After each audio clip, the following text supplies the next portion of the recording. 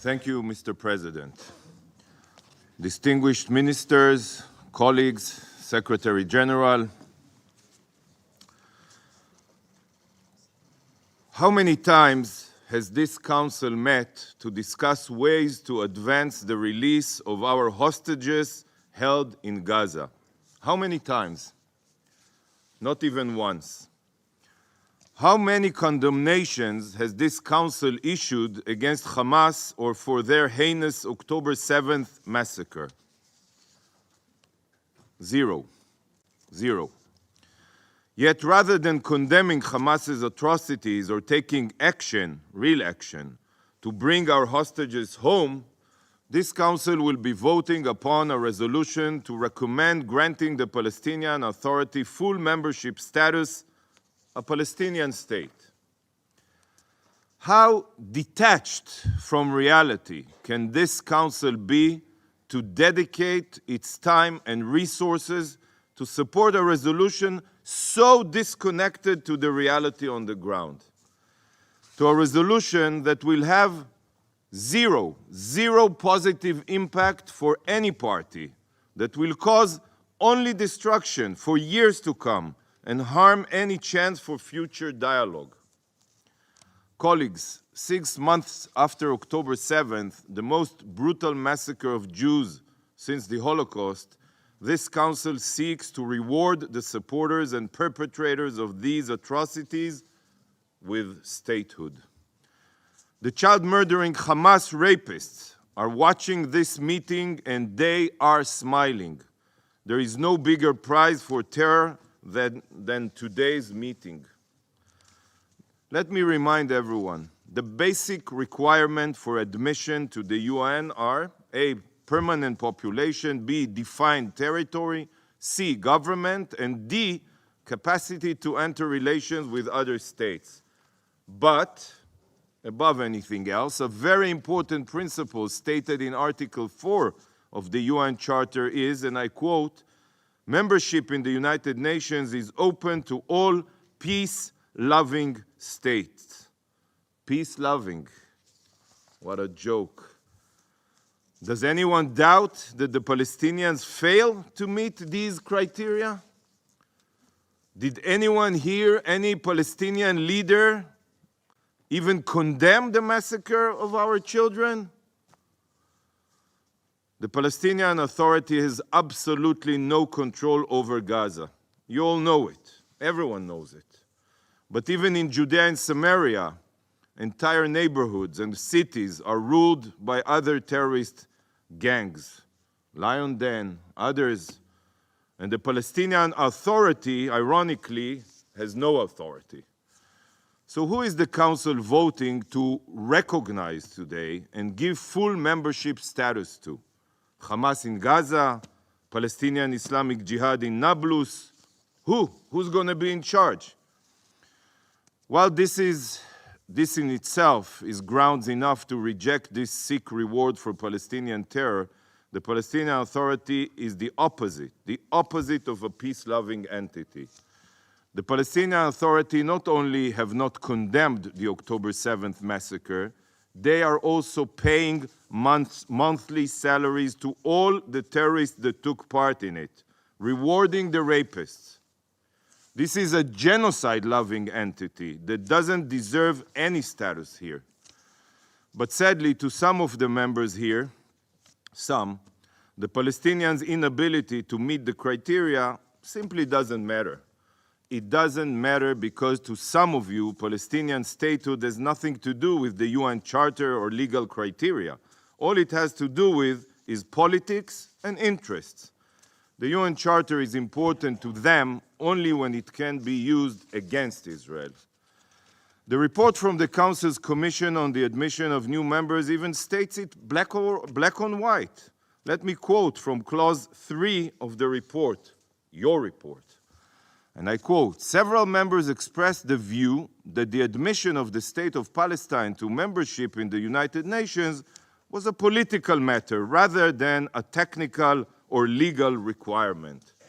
In other words, UN Charter be damned, international law be damned. I reiterate, International law and the UN Charter are only important when they can be weaponized against Israel. But if breaking the law means advancing the unilateral establishment of a Palestinian terror state, a Palestinian Nazi state, then by all means. They're just empty words on paper, right? What this council has decided to focus on at the expense of all other calamities around the globe is to grant a prize to terrorists. Granting the perpetrators and supporters of October 7th full membership status in the UN is the vilest reward for the vilest crimes. If this resolution passes, God forbid, this council should no longer be known as the Security Council, but as the Terror Council. The only thing that a forced unilateral recognition of a Palestinian state will do is to make any future negotiations almost impossible. As long as the Palestinians feel that they can exploit this politicized body to their benefit, why would they bother at the negotiating table or support any compromise? Do you honestly think that this resolution will make a solution more likely or change anything on the ground? The Palestinians have rejected every peace plan ever made, and they continue to support terror and boycott negotiations. And now they know that their rejectionism pays off. They can say no, no, no to any American president, but still get here what they demand, because the UN is guided by politics, not morality or truth. All this council is accomplishing through this destructive approach is making a solution unattainable. The UN is no longer about multilateralism, sadly. It is now committed to multi-terrorism. At the Security Council, terror pays off. It's shameful. I have always called out the political rot within the UN, that sadly nothing here is based on truth and justice, but toxic politicization. And today, the mask has finally fallen. The Council has exposed itself. Please, do not give in to politics. Do not support this dangerous resolution. How can you support a resolution that is so destructive and immoral at the worst possible moment? Colleagues, the Council was not the only entity to expose its true face this week. On Saturday night, with the launch of over 300 UAVs, ballistic missiles, and cruise missiles at Israel, the Ayatollah regime's mask also fell. Iran exposed itself as the terror state that it is. But today marks another milestone in the Ayatollah regime's blood-soaked history. On April 18, 1983, a Chevrolet pickup truck packed with 2,000 pounds of explosives sped through the gates of the US Embassy in Beirut, crashed into the building and detonated. This blast killed 63 people. You're talking a lot about embassies and the importance of embassies. And Hezbollah claimed responsibility. And today, April 18, 2024, exactly 41 years later, this council, the Security Council, will be addressed by an arch-terrorist whose regime funds, arms, trains, and directs Hezbollah. The Ayatollah regime's foreign minister, Hussein Amir Abdollahian, is a member of the Iranian Revolutionary Guard Corps.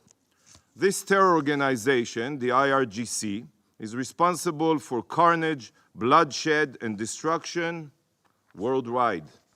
From terror attacks in South America and assassination plots on European and American soil to arms trafficking in Africa and terror sponsorship across the Middle East, the IRGC is in the business of murder. The IRGC is a designated terrorist organization, not only in Israel, not only in the United States, in Bahrain and Saudi Arabia. Both I and my Arab and American colleagues agree that the man who will address this council later today is a terrorist. And his presence here on today of all days is further proof of how the UN has become a haven for dictatorships and terror regimes to whitewash their crimes. Colleagues, it is Iran that ensured Hamas was able to orchestrate the October 7th massacre. It is the Ayatollah regime in Tehran that has provided weaponry to Hezbollah to rain down missiles on Israeli towns and cities. It is the Ayatollah regime in Tehran that has equipped the Houthis with cruise missiles to fire at merchant vessels. And it is the Ayatollah regime that launched an unprecedented attack at Israel, a fellow UN member state, less than a week ago. Yet, instead of designating the IRGC as a terror organization and sanctioning Iran's evil regime, the Security Council opens its doors for Iran's foreign minister, for a terrorist. Can you not see what is going on here? Terror Minister Abdollahian is not here to express sorrow for his regime's brazen attack and tell this council that the Islamic Republic has changed its ways. He is here to make a mockery of you. He is here to show you all, in your suits and with your diplomatic niceties, that his country can launch an attack on another member state on Saturday, and then he can come here on Thursday to lecture you all on human rights and international law. Minister Abdollahian's presence here today is making this institution a joke. Sadly, it is clear to every dictator and terror state that the UN has lost every ounce of justice, and it is now a blob of politicized plasticine that can be molded however the tyrants choose. And the Council plays along with this destructive charade.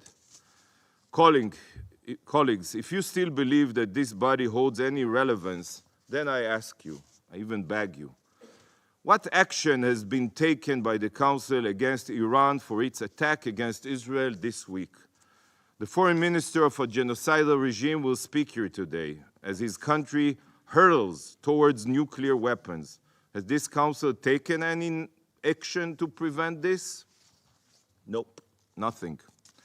Instead, we have gathered today to discuss the situation in Gaza. Has it occurred to any of you that the terror minister Abdollahian is here to make sure that you focus on Gaza as opposed to his own regime's crimes? Sadly, you are being spoon-fed a script. It was written by Khamenei and edited by Sinwar, a script crafted by terrorists. Due to Khamenei and Sinwar's script, terrorists commit acts of sheer evil against Israel, they exploit civilians as human shields, and when Israel defends itself, the UN will pressure Israel to a ceasefire and ensure their survival. The terrorists know that nothing captivates the UN's attention more than Israel. As long as Israel is defending itself, all other human rights violators can continue committing crimes. Your eyes will remain on Gaza as the rest of the world burns. And this is precisely what is happening today. You sit here focused, again, on Israel, focused on Gaza. We will hear talk of international law, human rights, and many other terms this council loves to toss around. But in reality, this council as a council cares nothing about human rights or international law. You even refused to visit our communities in southern Israel, and I invited all of you, that were devastated by Hamas. Everything is political and distorted. You know better than most that the Ayatollah regime is mere weeks away from nuclear capabilities. This global sponsor has proxies across the region, sowing death and destruction. But Iran has immunity here because this rogue regime has allies here on this council that protect it and its terror proxies. This is the reason why you will never designate Hamas and Hezbollah as terror organizations, despite the whole world knowing that they are. A war still rages in Ukraine, as the country that started it sits here on this council preaching about peace and the defense of civilians. This is a backwards world. This week, we mark the one-year anniversary of the war in Sudan. Millions have fled their homes. Millions more starve. Countless civilians have been murdered. Since the start of the war in Sudan, has this council held a single minister-level meeting on the atrocities? No, not one. But today marks the fourth Ministerial Security Council debate on Gaza. The fourth. 4 on Gaza and not one on Sudan in the past year. The double standards here know no bounds. The amount of time, effort, and resources poured into Gaza makes it seem as if the rest of the world is a pure utopia. That outside of Gaza we live in a carefree world, Hakuna Matata. The only people this meeting serves, and I reiterate, are Ayatollah Khamenei and Yahya Sinwar. Some of you may think that you are serving the Palestinians, but you're not. By holding this meeting, you are aiding Khamenei and Sinwar. They control the agenda here, and hardly any of you seem to notice. Colleagues, if the UN cannot prevent wars or defend human rights, it has lost any reason to continue operating. The day will come when this organization will be shuttered. The UN, as we know it, will cease to exist, and in its place will stand a body that truly cares about human rights, that truly fights to promote peace, that is capable of putting politics aside for the sake of justice, morality, and humanity. And when that day comes, and it will, this meeting and the vote to force the establishment of a Palestinian state will be remembered as catalyst of the UN's collapse. A meeting where the world burned, but all that concerned the Security Council was helping terrorists in Gaza survive. A meeting where a terror entity could be given full membership status. This is how far the UN has fallen. And this is why the UN, in its current format, has no future.